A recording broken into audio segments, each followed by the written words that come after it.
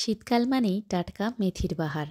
এই মেথি পাতা যেমন আমাদের স্বাস্থ্যের জন্য দারুণ উপকারী, তেমনই এর সামান্য তিতকুটে স্বাদ ডালের সাথে মিশে এক অসাধারণ ফ্লেভার তৈরি করে।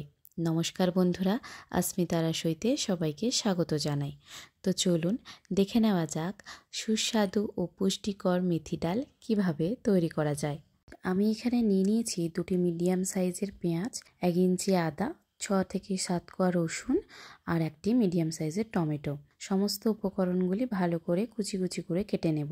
আমি এখানে টমেটো আর পেঁয়াজটি কুচি কুচি করে কেটেছি আর আদা আর রসুনটি হামাদস্তায় থেঁতো করে নিয়েছি। এখানে আমার পুরো 1 ইঞ্চি আদার টুকরোটা লাগেনি, অল্প পরিমাণে লেগেছিল। এবারে মেথি শাকটি ধুয়ে সেটিকেও কুচি কুচি করে কেটে নেব।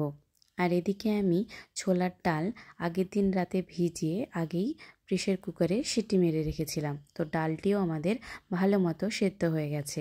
এবার কড়াইতে তেল গরম করে একটি শুকনো লঙ্কা, একটি তেজপাতা ও 5 ফোড়ন দিয়ে যোগ করব কেটে রাখা পেঁয়াজ কুচি। পেঁয়াজ কুচিগুলি ভালো করে ভাজা হয়ে গেলে তারপরে যোগ করব থেঁতো করে রাখা আদা এবং রসুন। আদা রসুনটি ভালো করে ভাজা হয়ে গেলে, তার কাঁচা গন্ধ চলে গেলে যোগ করে দেব কেটে রাখা টমেটো। এখানে অল্প পরিমাণ আমি লবণ যোগ করেছি যাতে টমেটোটি তাড়াতাড়ি গলে যায়।